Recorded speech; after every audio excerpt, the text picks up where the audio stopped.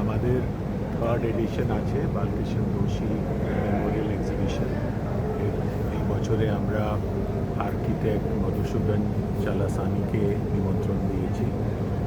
উনি দোষী সাহেবের ছাত্রও ছিলেন এবং ওনার সঙ্গে কাজও করেছেন, এবং ওনার যে ফিলসফি আছে তার সঙ্গে উনি একমত, এবং তার ওনার ফিলসফি থেকে উনি ইন্সপিরেশন পেয়েছেন, নিজের মতন তারপরে সুনাম করেছেন, নিজের মতন ইন্টারপ্রেট করেছেন ডিজাইনটাকে, এবং দেশ বিদেশে কাজ করেছেন। আমরা এই এক্সিবিশনের মাধ্যমে আমাদের চেষ্টা হচ্ছে যে এখানকার স্থানীয় প্র্যাকটিসিং আর্কিটেক্টস, ইয়াং স্টুডেন্টস এবং যেসব ব্যক্তিরা আর্কিটেকচার ডিজাইনের উপরে একটু কৌতূহল রাখে, ওদেরকে আমরা একটু ইন্সপিরেশন দিতে পারি। কারণ বিভিন্ন জিনিসটা দেখলে কারো তো কেউ কপি করে না, সে তো ইন্সপিরেশন পায়। এই হচ্ছে উদ্দেশ্যটা। আশা করি অনেক লোকজন আসবেন।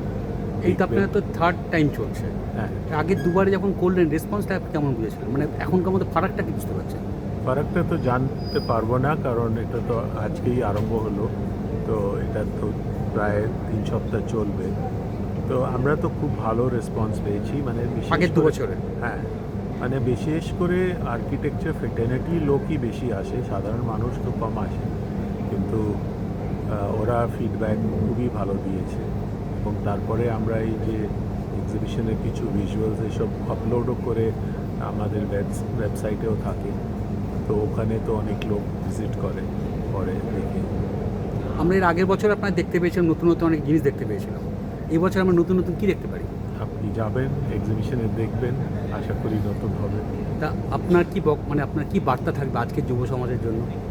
আমার কিছু বার্তা নেই। আমরা তো চেষ্টা করি যে, আমার তো সৌভাগ্য হলো যে ওনাকে আমি একটা গুরু মতন, আর্কিটেক্ট তো বটেই, কিন্তু উনি একজন কি বলবো ফ্যামিলি এল্ডার, একটা গুরু, ওই ধরনের আমি ওনার থেকে আশীর্বাদ পেলাম।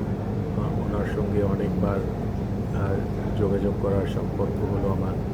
তার ফলে আমি যা কিছু করি তার মধ্যে ওনার ভাবনা চিন্তা অনেক অবদান আছে, সেটাই আমি মনে করি। তো বলুন। সেইটাই।